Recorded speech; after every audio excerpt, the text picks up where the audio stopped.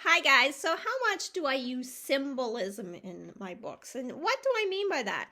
Well, is there things in my books that kind of are symbolic of what I see going on in the world? And I've talked about this a little bit if with regards to book titles recently, and I said, like Psychopaths Rule the World's my latest book title.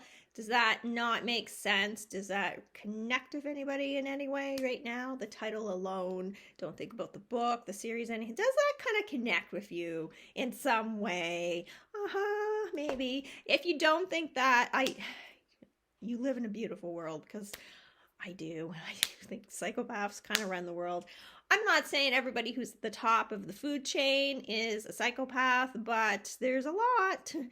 Anyway, so basically that was symbolic to me. The title was symbolic. It meant something that went outside my book. It was something for people to think about. I've talked about that before.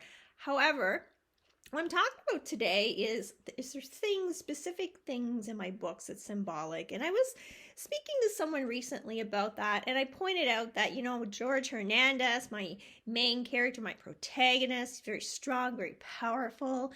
And in the books, he kills a lot of people.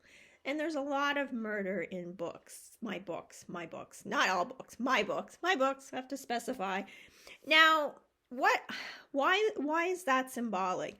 Well, there's a lot of people higher up in this sort of food chain that I was talking about who they may not literally kill somebody. They may not go in their house and stab them or whatever, like my character.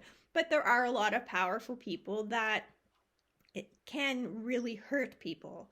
And that could be in many different ways. That could be, well, we'd be here all day if we start talking about that. But symbolically speaking, let's get back on topic. That could mean that somebody who's very powerful, for example, has a product that does physically hurt someone. So maybe it's food. It's a kind of food. Say it's a new kind of cookie. I don't know. Cookie's a bad example. Let's go with pills because I talk about Big Pharma a lot in a not such a nice way. It would be like if Big Pharma created a pill, they said it's a miracle pill, it does this great thing for you, maybe makes you lose weight or something that they know really people jump on. Yeah, we got to have that pill.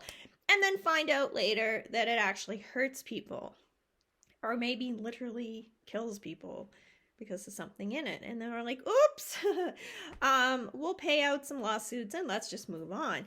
But symbolically, when I talk about George Hernandez being rich and powerful and killing people, maybe there's another way that happens in the real world, and that in a different way. So again, that's just symbolism.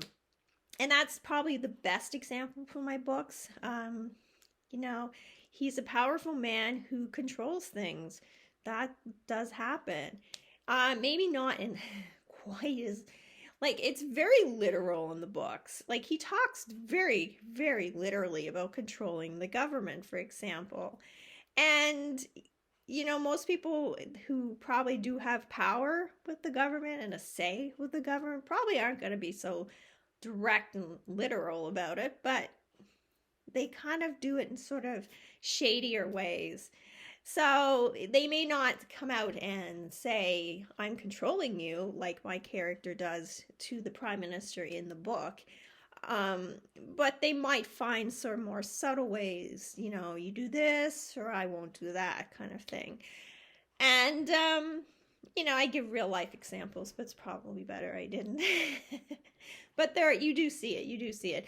And so that's something, when I write my books, I like to make people think, and I've always felt that way, always, when it came to my books, the topics I chose, the things I talk about, the characters, the things they do. I want people to think.